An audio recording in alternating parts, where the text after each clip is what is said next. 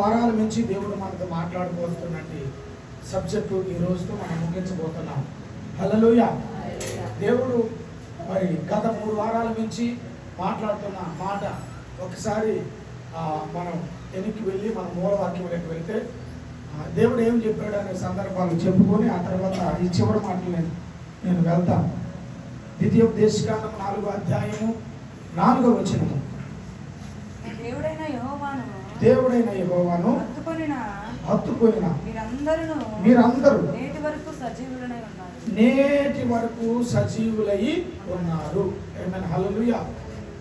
అయితే నేటి వరకు మనం సజీవులుగా ఉన్నాము. మరలా 25లో కూడా మనం ఉండబోతున్నాము. కానీ దానికి తగిన 5 మాటలు దేవుడు చెప్పాడు. ఒకటి ఏంటిది? దేవుడు పని చేయి వారమై ఉండాలి. రెండవది వచ్చి దేవుని చేత మనం పోషించబడే వారమై ఉండాలి. మూడవది వచ్చి మంచి మనస్సాక్షి కలిగిన వారిగా మనం ఉండాలి. హల్లెలూయా. ఈ మనము ఈ 2 వారాలు మనం చెప్పుకుంటా పరిశుద్ధాత్మ యొక్క సహకారంతో మనం వచ్చాం. కానీ ఈ చివరలో మనం చెప్పుకోబోతున్నది 4-5 విషయాలు కూడా మనం చెప్పుకున్నాం. వీలైనంతవరకు త్వరగా ముగించే ఏర్పాటు పరిశుద్ధాత్మను మనకు సహాయం చేయను గాక. ఆమేన్. హల్లెలూయా. హల్లెలూయా. అయితే నేటి వరకు దేవుడు మనల్ని సజీవముగా తోలుకొని వచ్చాడు. కాబట్టి 4వది మనం పొందుకోవాల్సింది ఏమిటంటే, చదువుదాం, మీకు అర్థమైపోతుంది. యెహోషువ గ్రంథము 14వ అధ్యాయము 11వ వచనం ఒకసారి చదవనమ్మా. యెహోషువ గ్రంథము 14:11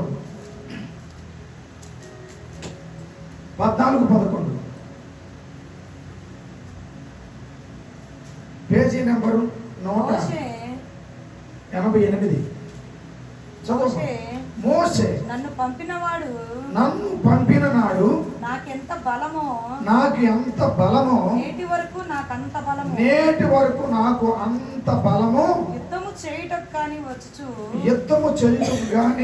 వచ్చుచు పోవచ్చు ఉండుటకును నాకు ఎప్పటికీ ఎట్లు బలము ఉన్నది. అప్పుడు నాకు ఎట్లా బలం ఉన్నదో ఇప్పుడు కూడా అదే బలము నాకు ఉన్నది. దేవునికి స్తోత్రం. హల్లెలూయా. చూడండి, ఇక్కడ మోషే దగ్గరికి ప్రారంభంలో వచ్చాడు యెహోషువ. ప్రారంభంలో మోషే దగ్గరికి వచ్చినప్పుడు మంచి యవనస్తుడు యెహోషువ. బాగా వినాలి, మీరు దానికి దయచేసి అర్థం చేసుకోవాలి. మోషే దగ్గరికి వచ్చినప్పుడు యెహోషువ మంచి యవనస్తుడు. అతనికి మంచి బలం ఉన్నది, మంచి జ్ఞానవంతుడు, యుద్ధం కూడా చేసేవాడు, చెప్పింది చెప్పినట్టుగా సహకరించేవాడు యెహోషువ. మోషే దగ్గరికి వచ్చినప్పుడు ఇతడు యంగ్ బాయ్, అంటే ఒక మంచి యవన కాలంలో ఉన్నాడు యెహోషువ. అయితే ఇప్పుడు మనం చదువుకుంటున్న సందర్భంలో ఆయనకు వయసు ఎంత ఉంది అంటే రమారమి అని 80 సంవత్సరాలు ఆయనకు ఉన్నది.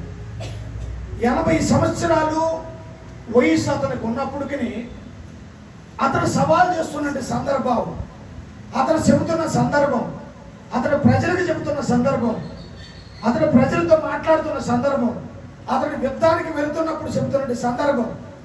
ఆనాడు మోషే దగ్గరికి నేను వెళ్ళినప్పుడు రమారమి, అప్పుడు నేను మంచి వయసు కలిగిన వాడిని.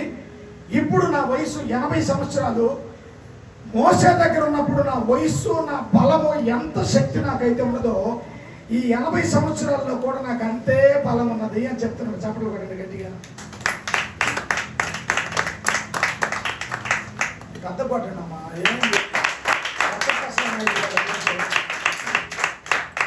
హల్లెలూయా. అయితే అంత బలాన్ని మోషే తర్వాత యెహోషువకి దేవుడు కలుగు చేశాడు.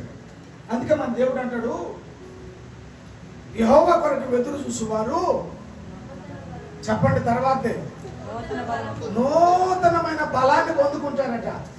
ఎవరి కొరకు ఎదురు చూసేవారు?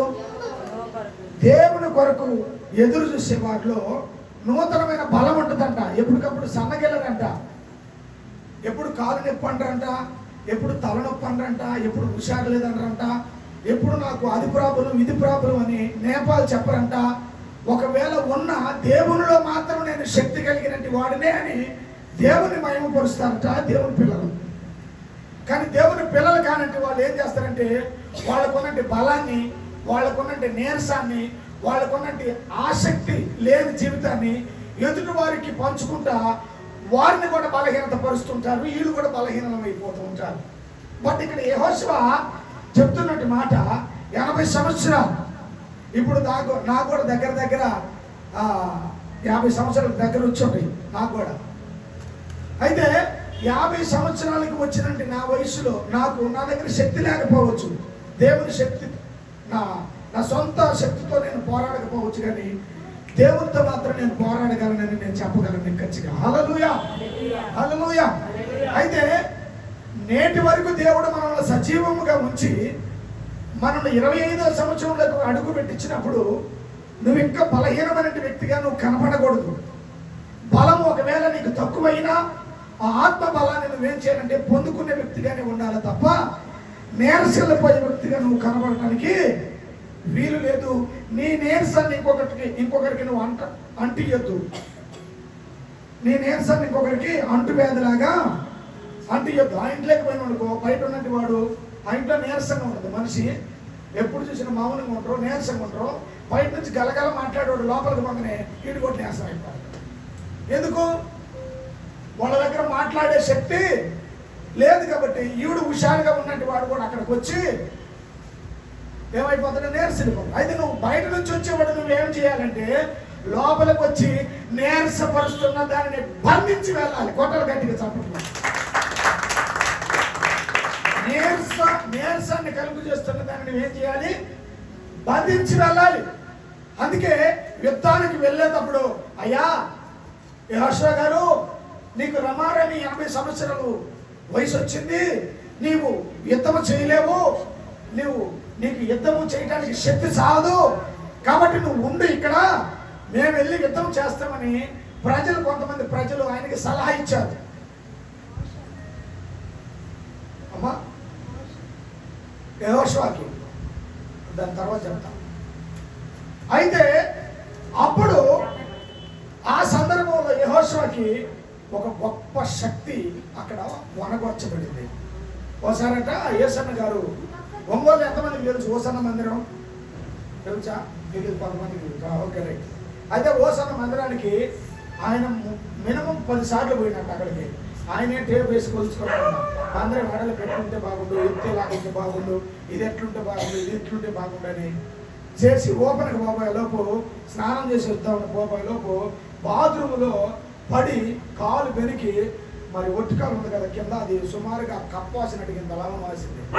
భక్తులందరూ అన్నారట, అయ్యా ఓపెన్ చేసేదాని కొరకు చాలా మంది ఉన్నారు, నువ్వు ఈ అవస్థలు ఎందుకు పోయేది, నువ్వు పోవద్దు అని అన్నారట. వాళ్ళ కిందకి పైకి చూసిందట. ఆయన చూసి, అరే దేవుడు ఓపెన్ చేయమని నాకు చెప్పిండు, ఓపెన్ చేయటానికి నేను వెళ్తున్నానని ప్రకటన చేశాను, కనీసం నన్ను చూడటానికన్నా చాలా మంది జనాలు వస్తారా,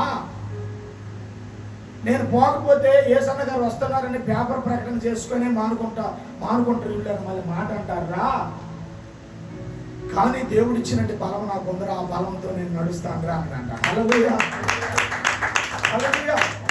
అంత బాధ ఉన్నప్పటికీ ఆ కాలుని చెరొక పక్క చేతులు పట్టుకొని కాలు అడుగులు అడుగేసుకుంటూ ఓపెన్ మందిరం చేసి అక్కడ వాక్యం చెప్పేసి తిరిగి మళ్ళీ గోరంట్లో ఆయన పోయాడు. అప్పుడు దాకా నేను అక్కడే ఉన్నాను. దేవుడికి స్తోత్రం. హల్లెలూయా. చూడండి, అప్పుడు నాకు తెలిసి ఆయనకి సుమారుగా 60-62 శిలలు ఉంటాయి. పక్కగా ఉన్నాడు. మనం గట్టిగా పట్టుకుంటే మాంసం దొరకదు, ఆయన దగ్గర ఎముకలే ఉన్నాయి. ఎందుకంటే ఫాస్టింగ్ ఉపవాసాలు ఉండి దేవుని దగ్గర ఆయన గెలవటం మొదలయ్యాడు. నీవు నేను గెలవాలి అంటే కూడా మోషే తర్వాత యెహోషువకు ఉన్నటువంటి బలము ఎంత అయితే ఉన్నదో అంత బలం ఇప్పుడు నాకు ఉందని యెహోషువ అంటున్నాడు. మోషే దగ్గరికి చేరినప్పుడు నేను యవనస్తుడినే, కానీ ఇప్పుడు నాకు 80 సంవత్సరాలు అయినప్పటికీ ఇప్పుడు నేను అదే బలాన్ని పొందుకొని ఉన్నాను అని చెప్తున్నాను. కాబట్టి విశ్వాసులుగా ఉన్న మన జీవితంలో కూడా కొన్నిసార్లు మనం బలహీనమైన విషయాలు మనకు జరుగుతూ ఉంటాయి. కానీ అది నువ్వు అందరికీ దాన్ని పుయ్యకూడదు, అందరికీ దాన్ని రాయకూడదు, అందరికీ అది చెప్పుకోకూడదు, అందరికీ అది చెప్పొద్దు. నువ్వు ఎవరికి చెప్పుకోవాలి అంటే ఆత్మీయంగా నీకు ఎవరైతే నీ మనస్సాక్షి ఉంటారో ఆ వ్యక్తికే నువ్వు చెప్పు. ఆ వ్యక్తే ప్రార్థన చేస్తారు, నువ్వు ప్రార్థన చేయి, దేవుడు కార్యం చేస్తాడు. మంచి విషయం అయితే చెప్పు, కానీ కుటుంబంలో కొద్దిగా తన గలిబిలిలైన విషయం ఏ వ్యక్తి కూడా పొరపాటులుగా నీ భర్త గురించి పక్కన వాళ్ళకి చెప్పడం, నీ భార్యని గురించి పక్కన వాళ్ళకి చెప్పడం, నీ ఇంటి కుట్టును పక్కన వాళ్ళకి చెప్పడం, ఎట్టి పరిస్థితుల్లో ఆ మాట చెప్పొద్దని మీకు 2 చేతులైతే దండం పెట్టి చెబుతున్నాను నేను. నీకు ఎంత క్లోజ్ అయినా కావచ్చు, ఎంత క్లోజ్ అయినా కావచ్చు, కానీ ఎవరి మీద ఎప్పుడు ఏ దాడి జరుగుతుందో తెలియదు కనుక ఎట్టి పరిస్థితుల్లో అది చెప్పొద్దు. దేవునికి దైవజనుడికి ఇంతకు మించి ఎవరికి చెప్పొద్దు, చెప్పుకోకూడదు. అది నీ జీవితానికి వెలితి. హల్లెలూయా. అయితే ప్రజలందరూ అలాగ అనుకుంటుంటే ప్రజలందరి ముందు ఆ మాట అన్నాడు యెహోషువ. ఆ రోజు నాకు ఎంత బలం అవుతుందో ఇప్పుడు కూడా నాకు అదే బలం ఉన్నది. ఈ రోజు నాకు కాళ్ళు నొప్పి లేదు, ఈ రోజు నాకు చేతి నొప్పి లేదు, ఈ రోజు నాకు పంటి నొప్పి లేదు, ఈ రోజు నాకు అలసిపోయే అలసట కూడా నా దగ్గర లేదు. అంత బలాన్ని నేను పొందుకున్నాను. ఎందుకంటే నేను దేవుని తర్వాత మోషే దగ్గర నేర్చుకున్న నేర్పరితనము అంత గట్టితనంగా ఉన్నది. హల్లెలూయా. దేవుని తర్వాత మోషే అనబడిన తన యజమానుడైన వ్యక్తిని అతడిని ఫాలో అయ్యాడు కనుక అంత బలాన్ని అతడు పొందుకొని దైవ చిత్తాన్ని మరి యెహోషువ నెరవేర్చినట్లుగా మనం చూస్తూ ఉన్నాం. ఒకసారి మనం చూస్తే నిర్గమకాండము 15వ అధ్యాయం 26వ వచనంలో కూడా ఒక మాట ఇవ్వడం త్వరగా చదవండి. నిర్గమకాండము 15:26. నీ దేవుడైనట్టి యెహోవా వాక్కు, చూడండి అండర్లైన్ చేసుకోవాలమ్మా మాట మీరు, శ్రద్ధగా విని చూడండి. ఆయన దృష్టికి మీరు ఏం చేయాలి? న్యాయమైనవి చేసి ఆయన ఆజ్ఞలు ఏవైతే ఉన్నాయో ఆ ఆజ్ఞలకు మీరు విధేయులై ఉండి ఆయన చెప్పిన కట్టడలన్నిటిని అనుసరించి నడిచిన వెడల నేను ఐగుప్తులో కలుగు చేసిన ఏ రోగము ఏది కూడా మీ దగ్గరికి నేను చేరనివ్వను. హల్లెలూయా. ఈరోజు దేవుని సన్నిధిలో మనం ఉంటూ అనేకమైన రోగాల మధ్యలో మనం బ్రతుకుతూ ఉన్నామంటే కొద్దిగా కారణం అంటే 2 సందర్భాలు ఉన్నాయి. ఒకటి, దేవుని చేత శోధించబడుతూ ఒకవేళ మనం ఉంటే మనం ఆశీర్వదించబడినట్లే. దేవుడు కాకుండా నీవు ఇంకా ఎవరితోనైనా శోధించబడతావు ఒకవేళ ఉంటే అది ఎప్పటికీ నీకు ఆశీర్వాదము కానేరదు అని దేవుడు తెలియపరుస్తున్నాడు. కాబట్టి నీవు చేయాల్సిన పని దేవుని సన్నిధానంలో ఏది చేసినా శ్రద్ధగా చేసినప్పుడు ఆ బలాన్ని నువ్వు పొందుకుంటావు. హల్లెలూయా. దేవుని సన్నిధిలో నువ్వు ఏది చేసినా, ఎలాంటిది చేసినా, దేవుని యొక్క చర్చిలో నువ్వు చీపురుతో చిమ్మిన, దేవుని చర్చిలో నువ్వు టవల్ పెట్టి తుడిచిన, సాపలే వేసిన, మౌత్ని తీసుకొచ్చి వాళ్ళకి ఇచ్చిన, లేకపోతే ఇంకా ఎవరిథింగ్ ఇంకేదైనా పరిచయం చేసిన, ఈ అన్ని విషయాల్లో దేవుడు నీకు కాపుదలను ఇస్తాడంట, తోడునిస్తాడంట, జ్ఞాపక శక్తిని ఇంకా పెంచుతాడంట, నువ్వు చేస్తున్న కష్టానికి ప్రతిఫలాన్ని కలుగు చేస్తూ ఉంటాడంట. ఎందుకంటే నువ్వు శ్రద్ధగా చేస్తున్నావు కాబట్టి శ్రద్ధగా చేసే వారి మీద దేవుని యొక్క ఆశీర్వాదాలు మెండుగా కనపడతాయి. కానీ హల్లెలూయా. లేకపోతే శ్రద్ధగా చేయకపోతే ఆ ఆశీర్వాదాలు దేవుని యొక్క కార్యాలు మన మీద మెండుగా కనిపించడానికి వీలు లేదు. అయితే నువ్వు చేస్తా ఉంటే మొట్టమొదటి యవన కాలంలో ఉన్న బలం ఏదైతే ఉన్నదో ముసలితనం ముదిమి వచ్చేంతవరకు కూడా ఈరోజు చాలా బలంగా చాలా మంది కనబడతా ఉంటుంటారు. చూడండి, నాకంటే చిన్న వయసులో ఉన్నట్టు వాళ్ళు కూడా నాకంటే పెద్దవాళ్ళుగా కనపడుతున్నట్టు వాళ్ళు కూడా ఉన్నారు. ఉదాహరణకి చెప్తున్నాను నేను, నాకంటే పెద్దవాళ్ళుగా కనపడుతున్నట్టు వాళ్ళు ఉన్నారు, నాకాడికి ఇంకా క్షీణించిపోయినట్టుగా ఉన్నట్టు వాళ్ళుగా ఉన్నారు, నాకంటే ఆశీర్వాదం లేనట్టు వారిగా ఉన్నారు. నేనే ఒక పెద్ద పర్వతాన్ని మోస్తున్నాను, నాకాడికి పెద్ద పర్వతం మోస్తున్న వాళ్ళు ఎవరు నాకు కనపడట్లేదు నాకు తెలిసి. కానీ వాళ్ళు అంతకంటే పెద్ద పర్వతం మోసినట్టుగా కనబడతా ఉన్నారు. హల్లెలూయా. కానీ పర్వతం మోస్తున్న నా జీవితంలో నాకు ఏ పర్వతం మోసినట్టుగా నాకు అనిపించలేదు. చప్పట్లు కొడతాను గట్టిగా. హల్లెలూయా. కారణం ఏంటంటే దేవుని యొక్క బలము చేత మనము నడిపింపబడుతున్నాము కనుక ఈ యొక్క నిర్గమకాండంలో దేవుడు అన్నాడు 26వ వచనంలో, మీ దేవుడైన యెహోవాకు శ్రద్ధగా విని ఆయన దృష్టికి న్యాయమైనది చేసి ఆయన ఆజ్ఞలకు విధేయులై ఆయన చెప్పిన విషయాలకు విధేయులై. ఈరోజు చాలా మంది దేవుడు చెప్పిన మాటను వినరు కానీ వాళ్ళదే చెప్తారు, వాళ్ళ స్టోరీ చెప్పబోతారు. అయ్యా నాది ఇది, అయ్యా నాది అది, అయ్యా నాది అది, అయ్యా ఇది కాదు నీకు కావాల్సింది. అసలు దేవుడు ఏం చెబుతున్నాడో దాన్ని చేయి ముందు, దాన్ని ఫాలో కాను ముందు. ఎప్పుడైతే దాన్ని ఫాలో అవుతావో అప్పుడు దేవుని బలం ఎంత ఉంటుందో నువ్వు చూస్తావు. హల్లెలూయా. గొలియాదు ఎంత బలం కలిగిన వాడు గొలియాదు. ఇశ్రాయేలు ప్రజలు ఎదిరించడానికి ఫిలిస్తీన్లకి రారాజుగా వాడు ఉండి యుద్ధశూరుడుగా ఉండడు వాడు. కానీ దావీదు ఎంతవాడు? పొట్టివాడు, 5 ఫీట్లు 5.5 అడుగే ఉంటాడు ఆయన దావీదు. కానీ అతనిలో శారీరకంగా చూస్తే ఆయనకు బలం లేదు. కానీ ఆయన ఎవరి బలం మీద ఆధారపడి ఉన్నాడు? దేవుని యొక్క బలం మీద ఆధారపడి 12 మూరల ఎత్తు కలిగిన గొలియాదును ఓడించి వాడి కత్తితోనే వాడు తలకాయని కోసేశాడు. గట్టిగా చెప్పండి. హల్లెలూయా. అంటే దేవుని బలము విస్తరించేటట్టుగా దేవుడు చేయగలడు. ఎప్పుడు నువ్వు విధేయత చూపించినప్పుడు, ఎప్పుడు నువ్వు శ్రద్ధగా వినినప్పుడు, ఎప్పుడు దేవుని మాటకి లోబడినప్పుడు. నేను దేవుని మాటకి లోబడినయ్యా, ఎప్పుడో వచ్చిన మాటలు అనుకుంటాను, నువ్వైతే ఖచ్చితంగా చెయ్యయ్యా అంటే ఎవడు కూడా చేయడు. హల్లెలూయా. ఎవరన్నా నీ ఇంటికి పోతే, ఎవరన్నా అనుకోకుండా హాస్పిటల్గా నీ ఇంటికి పోతే 1 పూట 2 పూట్ల 3 పూట్ల మనోడు కాదంటే 1 వారం, మనోడు కాదంటే మనోడంటే 1 నెల పెడతారు. సంవత్సరాలు పొడుగుతూ అని పెడతాడా? పెట్టొచ్చి వచ్చామంటాడు. ఏంటి ఈయన పగలపోయి ఈడు ఎక్కడనే వాడు పోలేదంట అంటారా? మీరైతే అనర్లేదు నాకు తెలుసు. హల్లెలూయా. అంటారా రండి, ఈడు ఇంకా బాగాలేదు ఏంటి పోతాడు అనుకుంటే అని అంటారు. కానీ దేవుని సన్నిధానంలో నువ్వు ఆ బలాన్ని పొందుకొని అడుగు. నీకు పెట్టాలనుకున్నట్టు వారికి నువ్వు పెట్టేటట్టుగా దేవుడు చేయగలడు. హల్లెలూయా. హల్లెలూయా.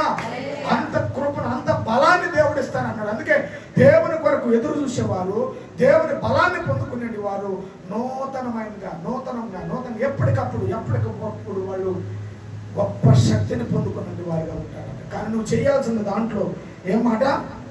నీ దేవుడైన యెహోవా మాట శ్రద్ధగా విని ఆయన దృష్టికి న్యాయమైనది చేసి ఆయన ఆజ్ఞలకు విధేయులై ఆయన కట్టడాలను అనుసరించి నడిచిన వేళలా అంటున్నాడు. చూడండి, నడిచిన వేళలా. హల్లెలూయా. నువ్వు నడవకుండా, దేవుని సన్నిధిలో నడవకుండా, దేవుడు చెప్పింది చేయకుండా నువ్వైతే ఖచ్చితంగా చెయ్యయ్యా, నా బలహీనత నీకు తెలుసు కదా అని నువ్వంటే, నీ బలహీనత తెలిసే నిన్ను రక్షించుకున్నాడు.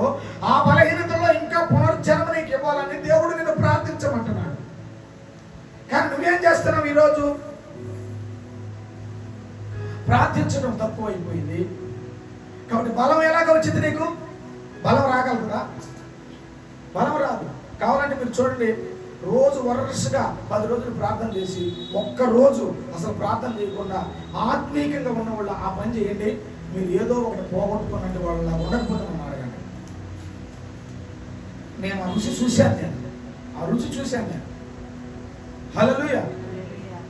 కాబట్టి దేవుని బలం మనం పొందుకోవాలి. అప్పుడు కొన్ని సంవత్సరాల క్రితం నేను ఇక్కడ 21 రోజు ఫాస్టింగ్ ప్రేయర్ ఉన్నప్పుడు ఇక్కడి నుంచి పైకి వెళ్ళిందాక నేను తప్పటడుగు వేశాను. కానీ పులిపిటి మీద దగ్గరికి వెళ్ళిన తర్వాత ఎక్కడ లేని బలాన్ని దేవుడు నాకు ఇచ్చాడు.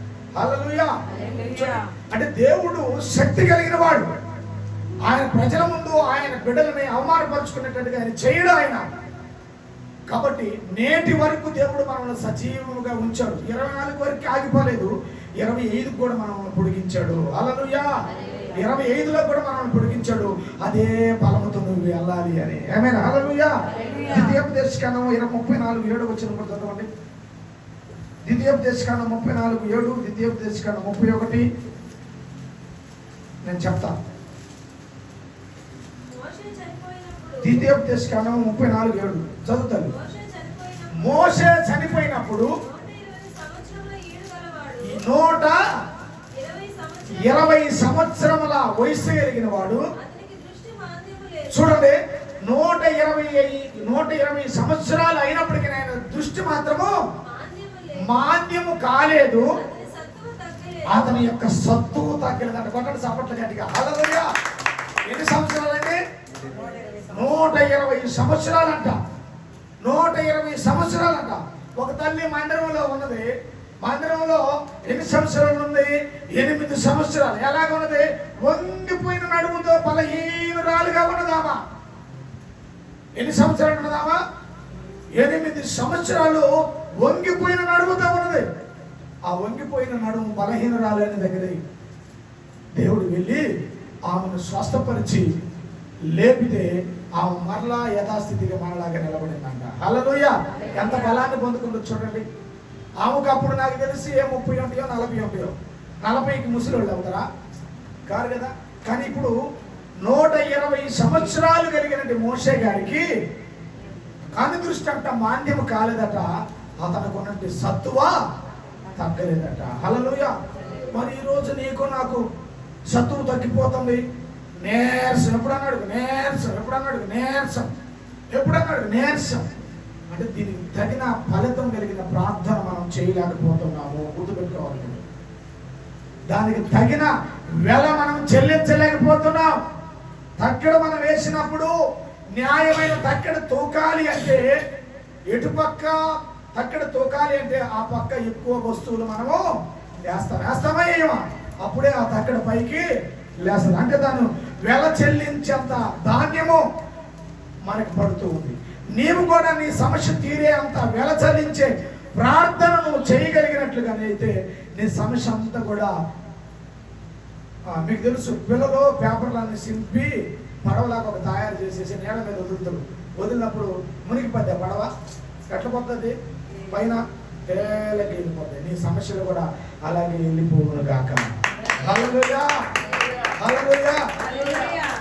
యెహోవా నా బలమా యథార్థమైనది పరిపూర్ణమైనది. పాడాలి. యెహోవా నా బలమా యథార్థమైనది పరిపూర్ణమైనది.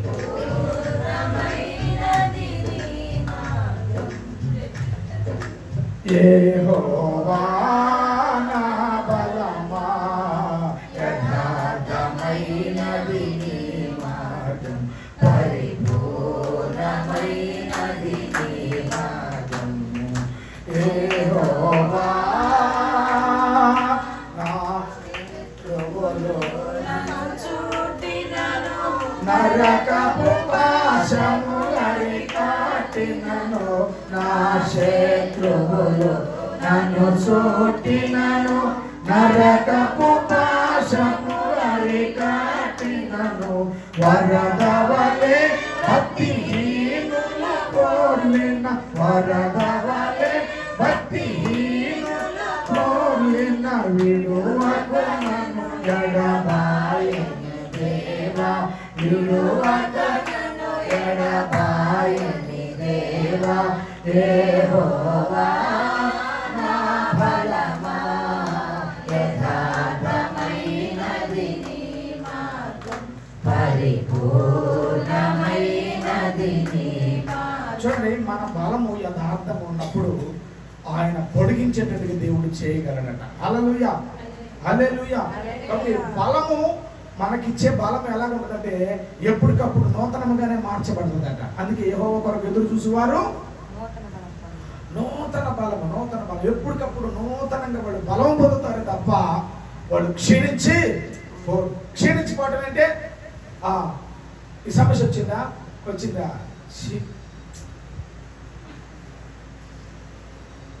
క్షీణించిపోవడం. ఇదిగో ఇంకొకటి ఏం జరిగింది చెప్తారు. చెప్పగానే అవునా మరి అదే బాగలేదు అసలు అంటే క్షీణించిపోవడం. ఇక్కడ క్షీణించిపోవడం. కానీ దేవుని బలం ఏం చేస్తుంది? నిన్ను పురికొల్పిస్తుంది పైకి లేవమని.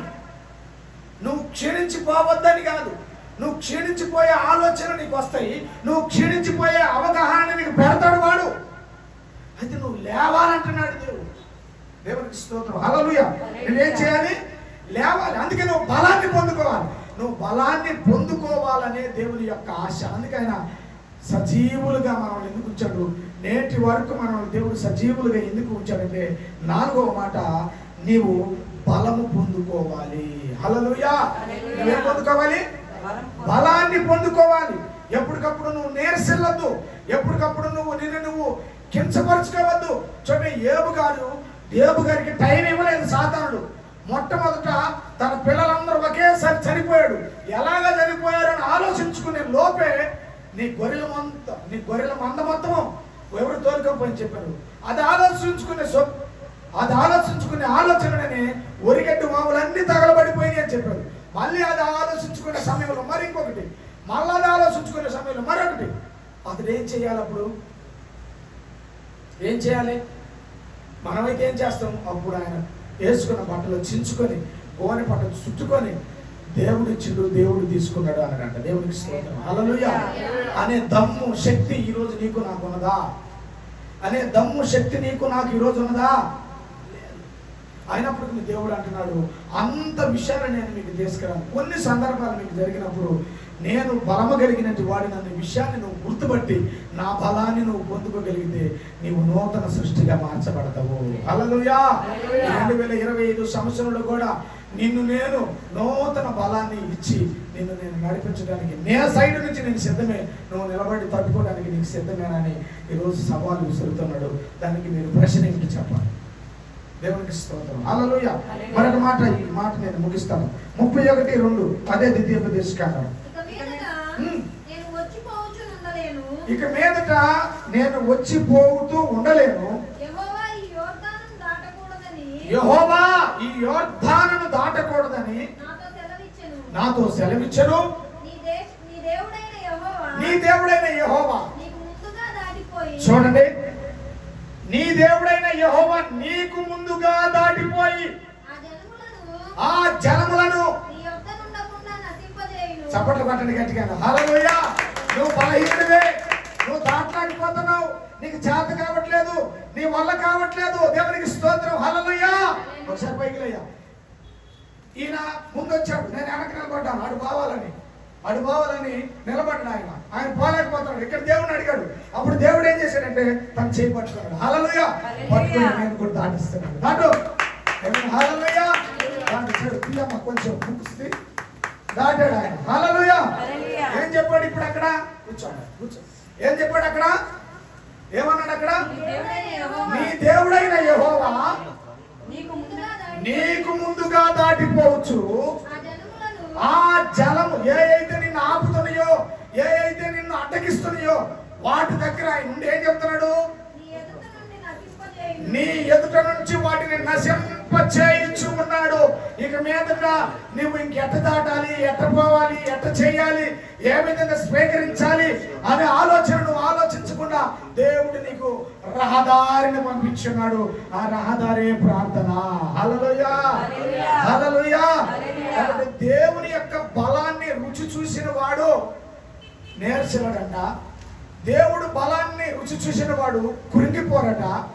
దేవుని బలాన్ని రుచి చూసిన వాడు ప్రతిదానికి కలవరపడరంట. ఎప్పుడో ఒకసారి కలవరపడతారు కానీ ప్రతి చిన్నదానికి కలవరపడరంట. ఇంకా అయిపోయింది, ఇంకేముంది, అయిపోయింది అనే స్థితికి అనేలకి సాతానుడు ఇంకా వాడిని పురుగొల్పించి ఇంకా అడుక్కు దొక్కడానికి ఇష్టపడతాడు. ఇంకేం లేస్తావా? లేవలేదు. కాబట్టి దేవుడు చెబుతున్న మాట ఏమిటంటే నీకు బలాన్ని 80 సంవత్సరాలు వచ్చినా కూడా ఇప్పుడు నీకు నాకు నాకానికి నేను ఉన్నవాళ్ళు అందరూ చిన్నవాళ్ళే. దాదాపు 35 సంవత్సరాల నుంచి లోపు ఉన్నవాళ్ళే. ఇప్పుడు ఎంత బలం ఉందో నేటి వరకు 80 సంవత్సరాలు వచ్చే వరకు అదే బలాన్ని నా దేవుడు మీకు ఇచ్చును గాక. హల్లెలూయా. రెండవది 5వ వచనం, 5వ మాట చదివి నేను ముగిస్తాను. 5వ మాట అపోస్తుల కార్యం 26వ అధ్యాయం. అపోస్తులు 26 22వ వచనాన్ని చదువుతాం. 26, 22. అయినను అయినను నేను దేవుని వలనైనా సహాయము పొంది నేటి వరకు నిలిచి ఉంటిని. చాలు, ఇది టైటిల్. ఏమని అన్నాడు ఇక్కడ? నేను దేవుని సహాయము పొంది నేటి వరకు నిలిచి ఉంటిని. ఆమేన్, హల్లెలూయా. ఎప్పుడు నిల్చున్నాట? నేటి వరకు. అంటే ముసలితనం అంత వచ్చేంత వరకు కూడా పౌలు గారు అంట నేటి వరకు నిలిచి ఉన్నాడట. ఏమైనా, హల్లెలూయా. ఆయన ధనాపేక్షలో నిలిచి లేడండి. అర్థం చేసుకోవాలి మీరు. ధనాపేక్షలో, ధనము అనే ఆశలో, ధనము సంపాదించాలన్న ఆశలో ఆయన ఉపేక్షించి నిలబడలేదు, నిలిచి ఉండలేదు. లేదా ద్రాక్షారసము తాగే విషయంలోనైనా ఆయన నిలిచి ఉండలేదు. లేదు, ఆయన జారత్వము చేసే విషయంలో ఆయన నిలిచి ఉండలేదు. ఆయన నిలిచి ఉన్నది దేవునితో నిలిచి ఉన్నాను అని చెప్తున్నాడు మాట. ఈ మాట నేటి వరకు దేవుని యొక్క సహాయం. మళ్ళీ తల్లి మాట 26వ వచనము, 22వ వచనం. అయినను నేను దేవుని వలనైన సహాయము పొంది నేటి వరకు నిలిచి ఉంటిని. ఎవరి వల్ల పొందాడు ఆయన? ఎవరి వల్ల పొందాడు ఆయన? దేవుని వల్ల సహాయము పొంది నేటి వరకు ఆయన నిలిచి ఉన్నాడంట. అంటే నేటి వరకు ఆయన నిలిచి ఉన్న ఈ మధ్య కాలంలో ఆయన ఎక్కడ కూడా అప్సెట్ కాలేదా? ఎక్కడ కూడా ఆయన కలవర పడలేదా? ఎక్కడ కూడా ఆయన బాధలు పడలేదా? ఎక్కడ కూడా ఆయన ఇబ్బందులు పడలేదా? పడలేదా? పడ్డాడు. ఏమైనా, హల్లెలూయా. కానీ దేవుని సహాయం వల్ల అతడు నిలిచి ఉన్నాడు. ఏమైనా, హల్లెలూయా. దేవుని సహాయం వల్ల అతడు నిలిచి ఉన్నాడు. ఎందుకు ఆయన నిలిచి ఉన్నాడు అంటే ఆయన 4వ విషయంలో అంటున్నాడు, బలాన్ని పొందుకున్నాడు కాబట్టి నిలిచి ఉన్నాడు. ఏమైనా, హల్లెలూయా. ఏం చేశాడు ఆయన? బలాన్ని పొందుకున్నాడు కనుక నిలిచి ఉన్నాడు. ఏమైనా, నిజమే కదా? ఇప్పుడు ఉదయం నుంచి తిన్నట్టు వాడికి ఒక 5 కేజీలు సిమెంట్ బస్తా ఎత్తు ఒక 1/2 కిలోమీటర్ తీసుకోమంటే తీసుకెళ్ళగలరా? చెప్పండి. ఎవరు తీసుకెళ్ళగలరు? ఎవరు తీసుకెళ్ళగలరు? బలంగా ఉన్నవాళ్ళే కదా తీసుకెళ్ళగలిగేది. అవునా కదా? ఆ బలాన్ని పొందుకొని దేవునిలో ఈయన నిలిచి ఉన్నాడట. హల్లెలూయా. ధనాపేక్షలో ఆయన నిలిచినట.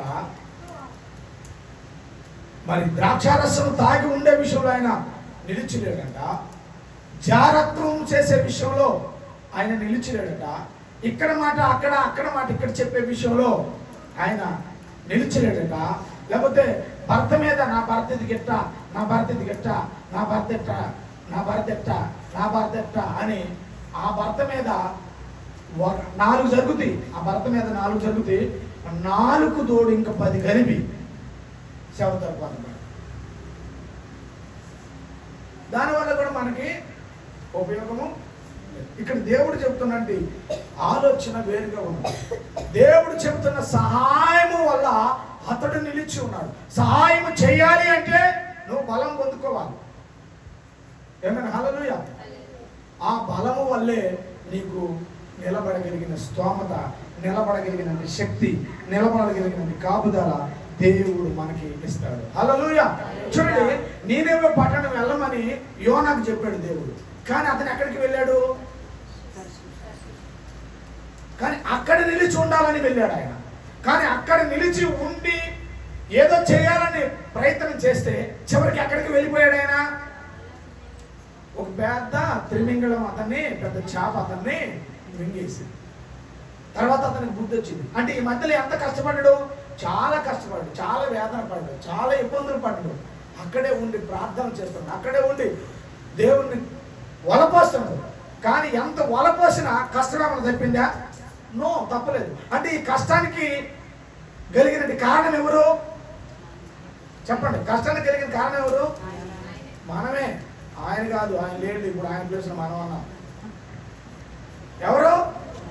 మనమే. ఈరోజు ఒక కష్టం వచ్చిందంటే, ఒక శ్రమ వచ్చిందంటే, ఒక ఇబ్బంది వచ్చిందంటే, ఒక ఇరుకు వచ్చిందంటే, దేని వల్ల వచ్చిందంటే మన వల్లే వస్తూ ఉంటుంది, మన వల్లే అది జరుగుతుంది అనే విషయాన్ని మనము గుర్తుపెట్టుకోవాలి. హల్లెలూయా. చూడండి, మరి సౌలు కూడా దేవుడు సమయాలు ప్రవక్తకు ఒక మాట చెప్పాడు. ఏమని చెప్పాడంటే, అమలేకుల దగ్గర వాళ్ళ దగ్గర ఉన్నట్టు వారిని, అమలేకుల్లో ఉన్నట్టు ప్రతి జంతువైనా మనుషులైనా ప్రతిదాన్ని చంపేసి సౌలుని హతము చేసి రమ్మని చెప్పేసి సమయాలకి దేవుడు దర్శనం ద్వారా మాట్లాడితే, సమయాలు దేవుని దర్శనం పొందుకొని ఒక దైవజనుడిగా ఉండి సౌలుకి చెప్పాడు. సౌలు ఏం చేశాడు? అలాగని పోయాడు వెర్రమిగుతా అమలేకుల మీదకి యుద్ధానికి వెళ్ళాడు. అమలేకుల మీదకి యుద్ధానికి వెళ్ళి అమలేకులను ఓడించాడు. ఏ విధంగా అయినా దేవుని సహాయంతో అతను ఓడించాడు. బట్ అతను చేసిన తప్పేందంటే, అక్కడ దేవుడు మొత్తాన్ని హతము చేసినామంటే వాటిల్లో నచ్చిని, వాటిల్లో మెచ్చిని, అతనికి అనుకూలమైన వాటిని ఇంటికి తీసుకొచ్చి పెట్టుకుంటాం. ఈరోజు మనం కూడా ప్రార్థనకు పోతూ, ఇది వదిలిపెట్టయ్యా అంటే, ఇది వదిలిపెట్టమ్మా అంటే, ఇది నువ్వు మాట్లాడకూడదమ్మా, ఇది నీకు తగదమ్మా అని దేవుడు వాక్యం ద్వారాగా రకరకాలుగా నేను హెచ్చరిస్తుంటే, మన కోరాకు తప్పాళ్ళలో కానీ గేటు కానీ మీరు తిప్పినట్టేనైనా మాటలో మాట్లాడిన వాడు, చేసిన వాడు, ఇట్లాంటి వాళ్ళు కూడా చాలామంది ఉన్నారు. అమలేకులని ఓడించాడు. ఓడించడానికి దేవుని సహాయం అప్పుడు వరకు ఉన్నది. కానీ ఎప్పుడైతే వాటిని వద్దన్నప్పుడు తీసుకొని వచ్చాడో, ఎమ్మిటే దేవుని యొక్క ఉగ్రత సౌలు మీదకి దిగి వచ్చేసింది. ఈరోజు నీవు కూడా, నువ్వు నేను కూడా ప్రార్థన చెయ్యయ్యా, ప్రార్థన చెయ్యమ్మా, దేవుని కొరకు ఇది చెయ్యాలి, దేవుని కొరకు ఇది చెందాలి అని చెబితే అప్పుడల్లా అన్నిటికీ మనం సరే అంటాము. కానీ మనం ఎప్పుడైతే మన ఇంటికి దాటిపోయి, ఈ మందిరం మెట్లు దాటిపోయి ఎప్పుడైతే ఇంటికి వెళ్ళిపోతామో అప్పటికప్పుడికే వాడిని పిలుచుకుంటాం. అమ్మా పూసాలేదురా, జోకొట్టురా, పూజాలేదురా, లోరా అని ఆయన పిలుస్తారు. వాడు పిలవ పేరంటానికి ముందే వచ్చి ఉంటాడు. వాడు ఆడ ఈ పోతరు పోయి ఇంకరా అని ఏమిటే ఆలస్యం కూడా ఉండదు. ఇంకేం హుషారు ఉండదు చెప్పండి? ఎదిరించాలి. అప్పుడే నువ్వు ఎప్పుడు బలహీనుడువో అప్పుడే నువ్వు బలవంతుడివే అని దేవుని వాక్యం సెలవిస్తూ ఉంది. కానీ నేను తెచ్చుకొని ఇంట్లోకి తెచ్చిపెట్టుకొని శాపంగా మారిపోయాడు. కోరహ కుమారులు తీసుకొచ్చినవన్నీ ఎట్లా తీసుకొచ్చారనుకో, మనోళ్ళు కూడా కొంతమంది లేకోళ్ళు ఉంటారు. అటువంటి కొండ మీద వండుతానన్న, ఉప్పు చూస్తానన్న మొక్కలు వేసుకొని తినేవాళ్ళు లేకు మనుషులు ఉన్నారు. అప్పట్లో కూడా వాళ్ళు కూడా అటాక్ చేసి నాశించారు. కానీ ఇక్కడ దేవుని వాక్యం మనకి ఏం చెప్తుంది? నేటి వరకు నీకు చెప్పినది ఏదైతే ఉండదో దాంట్లో నువ్వు నిలిచి ఉండాలి. గుడికి కానీ ఎడమకు కానీ త్రొట్టిల్లటానికి వీలు లేదు. ఆ బలాన్ని నువ్వు పొందుకోవాలని దేవుడు చెప్తున్నాడు ఇక్కడ. హల్లెలూయా. ఆ బలాన్ని నువ్వు పొందుకోవాలని దేవుడు చెప్తున్నాడు. కానీ సౌలు చేసినట్టు తప్పు మనం చేయకూడదు. నేటి వరకు ఆయన నిలిచి ఉన్నాడా?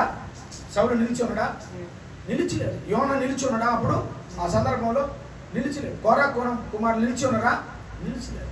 లేనిపోయిన శ్రమను వాళ్ళు కొని తెచ్చుకున్నారు. వీళ్ళందరూ కూడా దేవునితో నడిచే వాళ్ళే, దేవుని భక్తులే, దేవునితో నడిచే వాళ్ళని చెప్పుకున్నట్టు వాళ్ళే.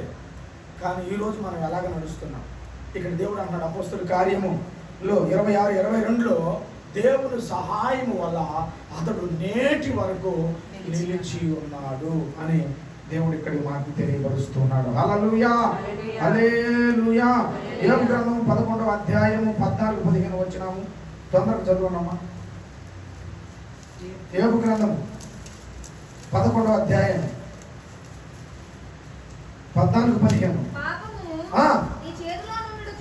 పాపము నీ చేతిలో ఉండుట చూచి నీవు దాన్ని విడిచిపెట్టిన వేళల నీ గుడారములో నుండి దుర్మార్గతను నీవు దాన్ని తీసి ఇసిరి బయట పడవేసిన వేళల నిశ్చయముగా నిర్దోషివై నీవు సంతోషించదవు, నిర్భము కలిగిన వాడివై నువ్వు స్థిరపడి ఉంటావట. హల్లెలూయా. ఎలాగ ఉంటావంట నువ్వు? చివరి మాట స్థిరపరచబడి అంటే ఒక స్తంభాన్ని మనం ఒక దగ్గర బాధ్యం అనుకోండి, అది కదిలిద్దా? నన్ను బాధిన వాడు లేడులే, కాసేపు అటు కాసేపు ఇటు కాసేపు తిరిగి వస్తాను, వాడు వచ్చేట ఆయన గబక్కను చిక్క నిలబడవచ్చు అని అంటది శ్రమము?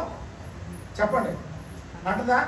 నువ్వు కట్టిన ఇల్లు ఉంది, నువ్వు కట్టి హైదరాబాద్ వచ్చావు, నేను కట్టిన మా యజమానుడు లేడులే అని ఆ మధ్యలో ఊరంతా కట్టడాలు చేసి వచ్చి మీరు రాబోతున్న టైంకి నిలబడుతుందా? అవి ఎట్ట నిలిచి ఉన్నాయో నువ్వు కూడా దేవుని సన్నిధిలో అలాగే నిలిచి ఉండువు గాక. ఏమైనా హల్లెలూయా, నిలిచి ఉండువు గాక. అందుకే నీ సన్నిధిలో సంపూర్ణమైన సంతోషము కలదు, నీ సన్నిధిలో సంపూర్ణమైన సంతోషము కలదు, నిందు కుడి హస్తములో నిత్యమున్నా నాకు సుఖక్షేమమేగా, నిందు కుడి హస్తములో నిత్యమున్నా నాకు సుఖక్షేమమేగా, నా జీవిత యాత్రలో ప్రభువా నీ పాదమే శరణం, ఈ లోకమందు నీవు తప్ప ఏరే ఆశ్రయం లేదు. హల్లెలూయా. ఈ లోకంలో ఆయన తప్ప మనకి ఏరే ఆశ్రయము లేదు. అందుకని నువ్వు స్థిరముగా ఉండాలి, స్థిరుడుగా ఉండాలి. నీకు చెప్పబడినటువంటి బాధ్యత ఇదిగో, ఇంతసేపు నుంచి ఇంతసేపు నువ్వు ప్రార్థన చేయాలి అన్నప్పుడు నువ్వు చేయాలి. ఇంతసేపు నువ్వు వాక్యం చదువుకోవాలి, నీకు చదువద్దా అంటే నువ్వు చేయాల్సిందే ఆ పని. నువ్వు పని చేసే కాడికి వెళ్ళి ఇదిగో నేను రోజు 6 గంటల దాకా చేస్తానన్నా కానీ కుదరదు, నేను 4 గంటలకే చేస్తాను, 4 గంటలకు చేస్తానంటే వాడు ఏమంటాడు? దిగ్గోసేస్తాడు. వారం రోజు దిగ్గోసేస్తాడా లేదా? 1 రోజు 2 రోజులు 3 రోజులు నీకు ఇస్తారు సహాయం. తర్వాత చెప్పండి అన్ని నా చేతి చెప్తాడు. చెప్పండి ఏదమ్మా పోయినసారి అటు చేతివి, ఈసారి ఇటు చేతి, ఈసారి చేతి కుదరదు, నువ్వు ఖచ్చితంగా చేతేనేమో రా, లేకపోతే నేను ఏరేమని పెట్టుకుంటాను అన్నవాళ్ళు ఉన్నారా లేదా మిమ్మల్ని? చెప్పండి నిజంగా అన్నారా? మరి వాళ్ళకే అంత విలువ, వాళ్ళకే అంత విధేయత చూపిస్తుంటే నీ కోసం రక్తం చిందించినంటే ఆయనకి నువ్వు ఎంత విలువ చూపిస్తున్నావు, ఎంత త్యాగం చేస్తున్నావు. దేవుడు నిలిచి ఉండమంటున్నాడు. మాటలోనైనా, చూపులోనైనా, దృష్టిలోనైనా, ఆలోచనలోనైనా, క్రియలోనైనా, తలంపులోనైనా ఆయన్ని నచ్చినట్టు వాడిగా, మెచ్చినట్టు వాడిగా నువ్వు ఉండాలని నేను కోరుకుంటున్నాడు. హల్లెలూయా. స్థిరముగా నువ్వు ఉండాలి. నేను ముగిస్తాను. ఇంకొక మాట, యెహోషువ 23:7-8 వచ్చిన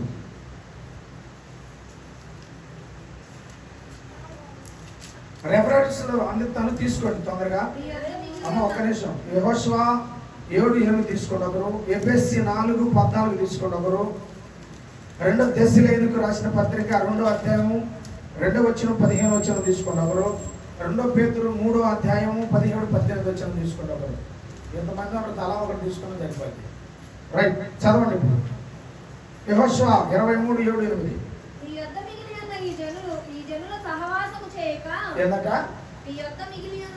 మీ దగ్గర మిగిలి ఉన్న ఈ జనులు సహవాసము చేయక, వాళ్ళ దేవతల పేర్లను నువ్వు ఎత్తక, వాటి తోడని నువ్వు ప్రమాణము చెయ్యక, వాటిని నువ్వు పూజింపక, వాటిని నువ్వు నమస్కరించక, మీరు నేటి వరకు చేసినట్లు ఏం చేయాలట? చివరి మాట ఏమైనా ఆ మాట కోసం అవన్నీ చదివించుకోవాలి రావాల్సి వచ్చింది. ఏం చేయాలంట? దేవుని మనం ఎట్లా హత్తుకోగలం? మనం ఏ విధంగా హత్తుకోగలం చెప్పండి. హత్తుకోవటం అంటే ఎలాగ హత్తుకుంటాం మనం? ఇప్పుడు మీరంటే గమక నాకు కనపడతాను, అబ్బాయి నాకు కనపడతాడు, నేను పోయి ఆయన కౌగిలించుకోగలుగుతా, అదే హత్తుకోవడం అనుకుంటాం. ఇప్పుడు దేవుని హత్తుకోమని చెబుతున్నాడు. ఎట్లా హత్తుకుంటారు మీరు చెప్పండి? నెంబర్ 1 ఓకే రైట్, ప్రార్థన, వాక్యం, దేవుని స్తోత్రం, చప్పట్లు కొట్టండి. మనం హత్తుకోవడం అంటే అదే. ఏంది చప్పటి దెబ్బలు రావట్లేదా? పట్టండి కొద్ది గట్టిగా. హత్తుకోవడం అంటే అదే. ప్రార్థన ద్వారాగా మనం హత్తుకోగలుగుతాము, వాక్యము ద్వారాగా దేవుని మనము హత్తుకోగలుగుతాము. హల్లెలూయా. ఆ హత్తుకునే స్థితి మన స్థితిని మార్చును గాక. ఆమేన్. హల్లెలూయా.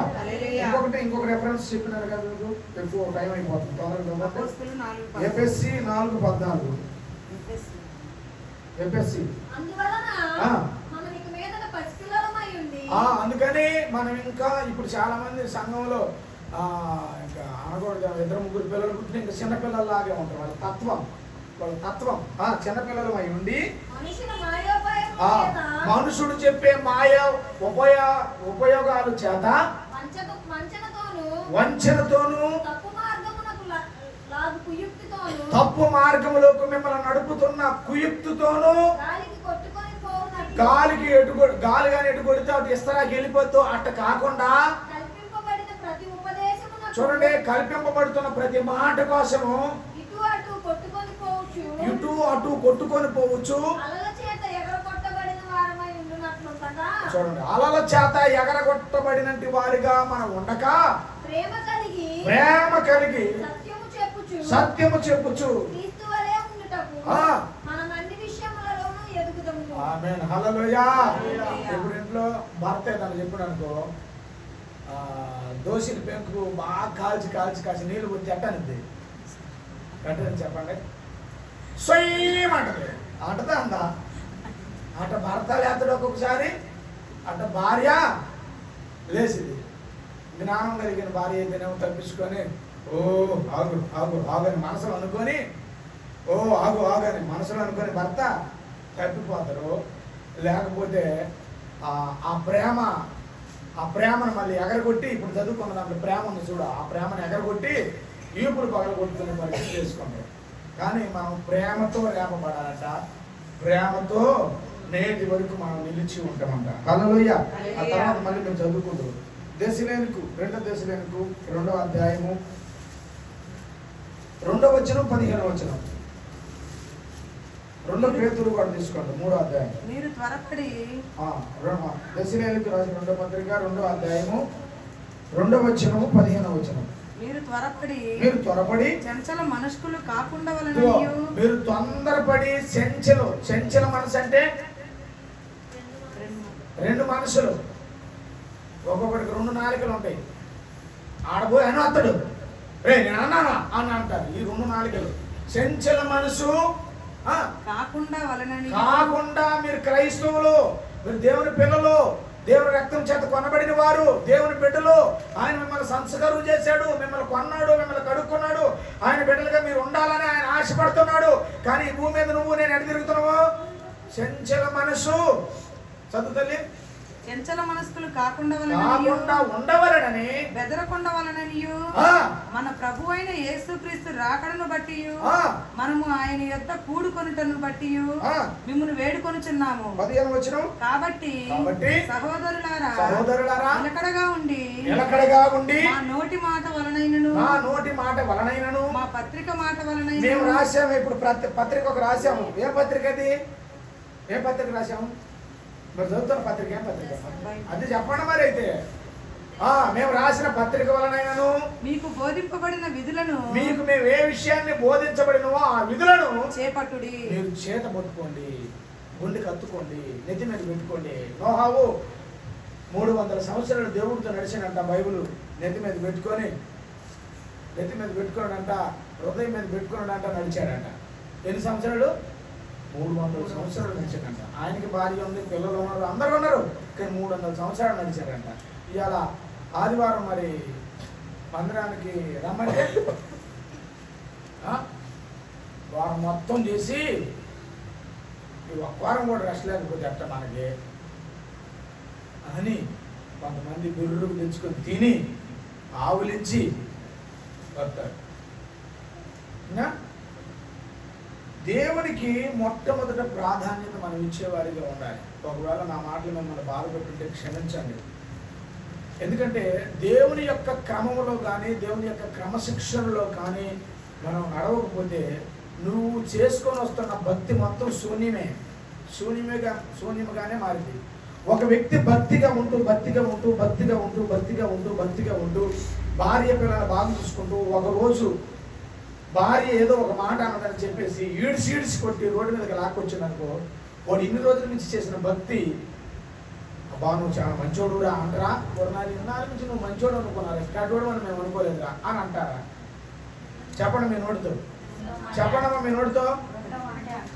అంటారా అనరా? అంటారా అనరా? ఇది కూడా అదే, ఈ భక్తి కూడా అదే. కానీ ఏమంటున్నాడు 15వ వచనంలో? నిలకడగా ఉండి మా నోటి మాట వలనైనను మా పత్రిక వలనైనను మీరు మీకు బోధింపబడిన విధులను, మీకు ఏ విషయం అయితే బోధింపబడిందో ఆ విధులను చేపట్టుడి, మీరు చేపట్టండి. ఇంకెవరంగా చెప్పుకుంటే టైం అయిపోద్ది. 2 పేతురు 3:17-18 కొట్టారు.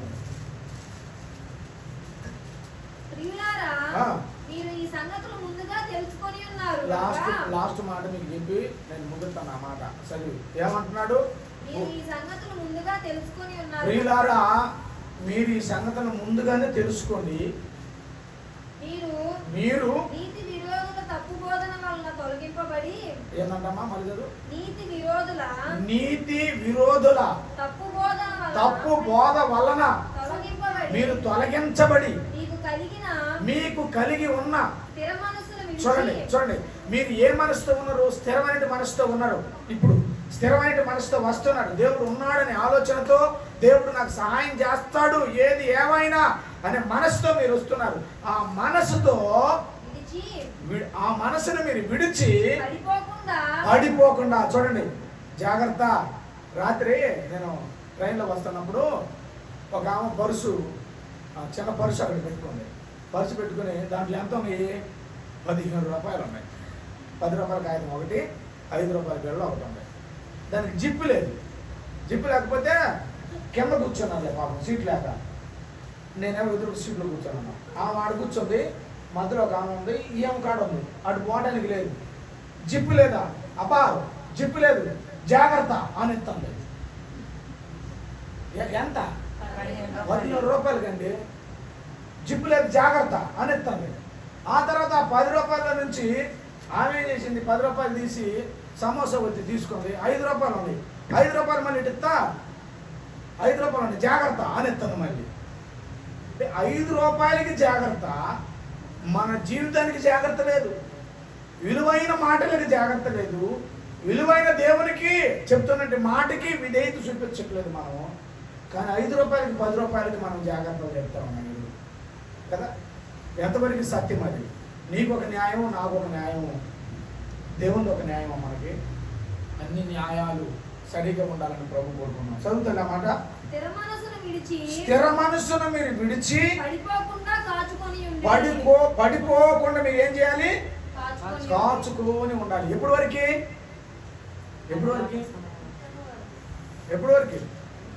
నేటి వరకు నిలిచి మనం ఉండాలట. నేటి వరకు అంటే మన సాక్ష్యము భూమి మీద ఉన్నంతకాలం, మనం భూమి మీద ఉన్నంతకాలం మన సాక్ష్యాన్ని ఎదుటివాడికి పట్టించకూడదు. ప్రార్థనకు పోతున్నారు, ఉపయోగం లేదు. ప్రార్థనకు పోతున్నారు, ఎంత వీళ్ళ కాడ ఏం మనసు లేదు అనే మంచి సాక్ష్యాన్ని మనం పొందుకోవద్దు. అది మంచి సాక్ష్యం కదా. మన ముందు బాగా అక్క అంటారు, చెల్లి అంటారు, వదన అంటారు, ఆడబిడ్డ అంటారు, అన్న అంటారు, అదే అంటారు, ఇది అంటారు. పక్కకు పోయిన తర్వాత ఆ మనిషి క్యారెక్టర్ మంచిది కాదు అంటారు. అవునా కదా? చెప్పింది నిజమా కాదు? కాబట్టి దయచేసి మీరు మనం తెలుసుకోవాల్సిన విషయం ఏంటంటే, అంతవరకు నేటి వరకు మనం ఏం చేయాలి? కాపాడబడాలి. నేటి వరకు మనం ఏం చేయాలి?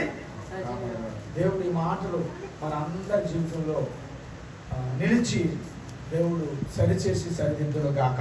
ఆమేన్. హల్లెలూయా. ఈ 3 వారాల నుంచి చెప్పినట్టు ప్రసంగం 5 సబ్జెక్టుల నుంచి చెప్పాను. ఒకటి చెప్పండి,